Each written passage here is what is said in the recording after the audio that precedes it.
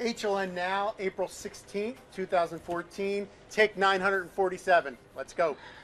Last night I started reading about this story, and then I wake up this morning and hundreds are missing in the seas of South Korea. It's a ferry boat with teens on it. The ship already sank. It sank really quickly. It wasn't long after they got the rescue call that this thing was underwater. There were almost 100 different vessels going to help rescue this ship full of people.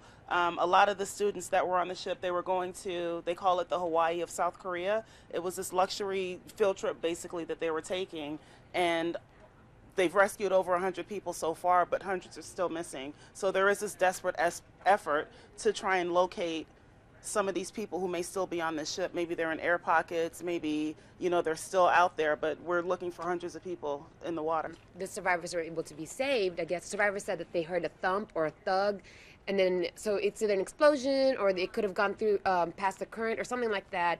And the weird thing is, I'm not sure if it's weird, but there were 150 vehicles in the ship, which could have explained why it sank so quickly. And now parents are in desperate search for their children. And they said what's great, well, it's not great, but one of the most descriptive scenes was that the Navy was there and fishermen just like got out of there and started helping and pulling up kids. But most of them didn't have enough time at all to even reach the lifeboats. They had no chance of surviving, or no chance of being able to go to the ships. Just when you see those.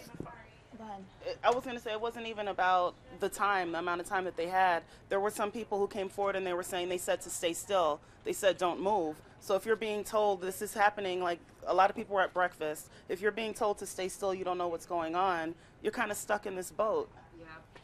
It just baffles the mind that seeing that the ship on its side, that in this day and age, that ships that size can still sink. I'm just shocked by it. So this is still an ongoing mystery. The mom, allegedly, she admitted to killing her 7 babies. Now we're hearing that one of her older daughters is actually pregnant now. Could that have triggered something? Some people are just asking. I heard the mom was pregnant like a couple months ago and had a miscarriage.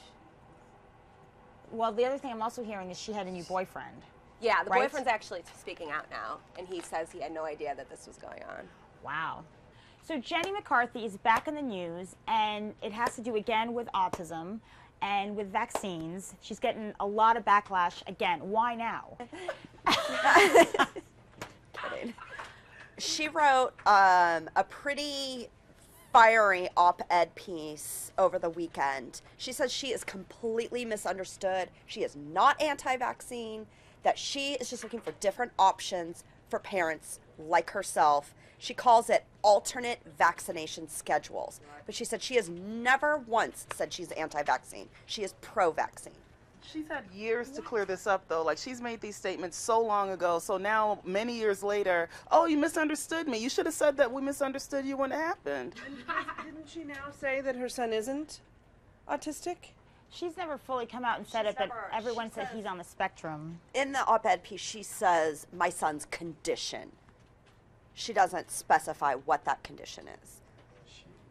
And it's such a hot button issue. Like, autism is always front and center. People always want to know what's going on with it. You're this public figure. You're all over the place. So for you to backpedal and to just go back on everything that you're saying and saying we're misunderstanding you, be clear.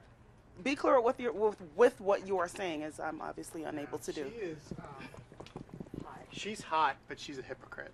So UConn won the college basketball championship. Congratulations. But some good news came out of that, not just about basketball, about something even bigger than basketball. Allegedly, the NCAA has been considering this for a while, but in light of Shabazz Napier, current champion, said that there are hungry nights. The NCAA is considering allowing Division I athletes to have unlimited meals to supplement their hard-working little bodies. I'm excited about. No, don't give me that look. No. I think it's a great idea. I'm happy they can eat. I'm happy. Well, okay. Why don't you like about it? Okay. No, I'm happy they can eat. There's nothing I dislike about it. I'm still kind of bitter and sour over the fact that they feel they're getting preferential treatment. They're not getting preferential. You can go. The NCAA doesn't stop you from getting seconds. The NCAA does stop them from getting seconds. What? The NCAA limits their food supply. So if you wanted to go up there and like you're not part of the athletic program, you can get second helping of pasta. No one takes away your scholarship. The NCAA somehow, when if you get a second serving of pasta, they could lose their scholarship. Oh, I misunderstood. I misunderstood. Okay. But this story became bigger, mainstream, because basically one of the biggest players of the tournament, who was fantastic, came out and said, I go to bed hungry, which everyone was shocked about, right? Right. So how does someone like you go to bed hungry? That was a breaking point. McDonald's. Well, they can't Problem make, solved. They can't make money. They're not allowed to have a job. The NCAA prevents from making a job or receiving free meals. This is actually, when Shabazz said that, it was actually probably the breaking point for a lot of people, and it helped a lot of legislators from Connecticut were looking at it and said, oh, well, we can't have this happening because it became high profile. Now, the NCAA has been scrutinized for their rules that many people find to be unfair. Many people, no one in this room, think that it's unfair. Okay. But the story when he came forward and said that last week, just to make sure I'm clear, didn't we find that he could get unlimited like he can go to the cafeteria as many times as he wanted to? There's unlimited, you can go to unlimited meal programs, so it's like a limited meal program, but how does it work? It's like, once they close down, close at 7. No, their cafe. This is not for camera. Their cafeteria is open 24 hours at UConn. So is many of these across the country are open 24 hours. No, it's not. No cafeteria is open 24/7. You want to bet? It closes at 7 o'clock. You want to bet? The UConn newspaper, their school university paper said Okay, it so closed are we at done 7. with